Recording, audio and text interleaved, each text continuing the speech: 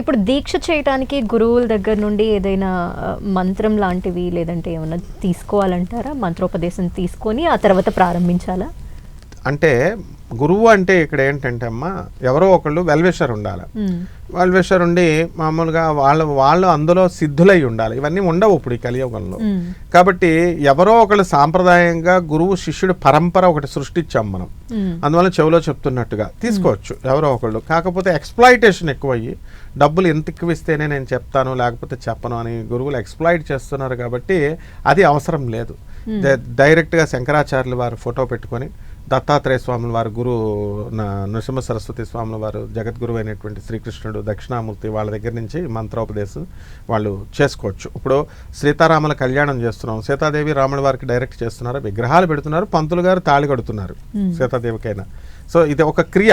ఆ విధంగా గురు పరంపరలో అక్కడ ఫోటోలు పెట్టుకొని డైరెక్ట్ వీళ్ళు మంత్రం చేసుకోవచ్చు.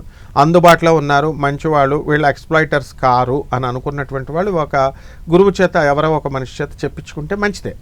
వీళ్ళు శ్రద్ధ భక్తి అక్కడ ప్రధానం అన్నమాట. కేవలం ఇచ్చేటటువంటి వాళ్ళు అని కాదు. ఎప్పుడైనా సరే నిజమైనటువంటి మంత్రదీక్ష తెలుసుకోవాలి అనుకున్నప్పుడు గురువును శిష్యుడు, శిష్యుడిని గురువు పరీక్షించుకోవాలి ఒకళ్ళనొకళ్ళు. సో ఇప్పుడు అలా కాదు, ఇచ్చేటటువంటి వాళ్ళు బోల్డ్ మంది ఉన్నారు. ఎప్పుడైతే మంత్రం ఇచ్చేసిన తర్వాత ఈ శిష్యుడు చేయలేదో ఆ గురువు చేయాలి, మిగతాదంతా కౌంట్ పూర్తి చేయాలంటే అమ్మవారు ఊరుకోదు. కాబట్టి ఇలాంటి నియమాలు ఉన్నాయి. కాబట్టి ఎవరు పడితే నిజమైనటువంటి గురువు అయితే ఎవరికి మంత్రాలు ఇవ్వడు. Very rare in his life time 1 or 2 మందికి ఇస్తాడు. రామకృష్ణ పరమహంస అని ఎంటైర్ లైఫ్లో ఒక్క స్వామి వివేకానందకి మాత్రమే ఇచ్చాడు.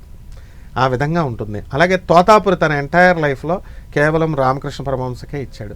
భైరవీ మాత తన టోటల్ ఎంటైర్ లైఫ్లో తాంత్రిక విద్యలన్నీ కూడా రామకృష్ణ పరమహంసకి మాత్రమే చెప్పారు. ఇలా ఊరికనే మంత్రాలు ఇచ్చేయడం, వీళ్ళు డబ్బులు ఇస్తే మేము ఇస్తామనడం, వీళ్ళు తీసుకోవడం, చేసేయడం, మధ్యలో వదిలేయడం, వీళ్ళు కూడా పనులు కాకపోతే ఇది అసలు పద్ధతే కాదు. కాబట్టి ఇటువంటి వాళ్ళు ఉన్నారు. కాబట్టి ఎవరైనా వాళ్ళ దగ్గరలో అందుబాటులో ఉన్న బ్రాహ్మణ దగ్గర కానీ గురువులు అని చెప్పుకునే వీళ్ళు నమ్మినటువంటి వాళ్ళ దగ్గర తీసుకోవచ్చు, తప్పేం లేదు. ఎవరు దొరకలేనప్పుడు మాత్రం నేను ఆల్టర్నేటివ్ చెప్తున్నాను. జగద్గురువు అయినటువంటి ఆదిశంకరాచార్యులు వారి ఫోటో పెట్టుకొని, కృష్ణుడి ఫోటో పెట్టుకొని, జగద్గురువులు వీళ్ళంతా కూడా దత్తాత్రేయులు వారు తీసుకొని మంత్రం జపం స్టార్ట్ చేసేయచ్చు. ఓకే. పవన్ కళ్యాణ్ గారు వారాహి యాత్ర చేపట్టి ఆ తర్వాత విజయాన్ని సాధించడం మనందరం చూసాం. దీంతో ఆయన ఫాలోవర్స్ కావచ్చు, చాలా మంది చూసిన వాళ్ళు కావచ్చు, ఇటువంటి దీక్షలు చేయటం వల్ల మనకు కూడా విజయం కానీ మనం అనుకున్నది జరగడం కానీ ఏమైనా జరుగుతాయి అని ఒక ఆశతో ఉంటారు. సో నిజంగానే అనుకున్నది జరుగుద్దంటారా నియమ నిష్టలతో దీక్ష చేస్తే? అంటే పవన్ కళ్యాణ్ గారు Rome was not built in a single day. Over night లో ఏది జరగదు. రోమ్ నగరం కూడా నిర్మించలేదు. ఆయన 10 సంవత్సరాలు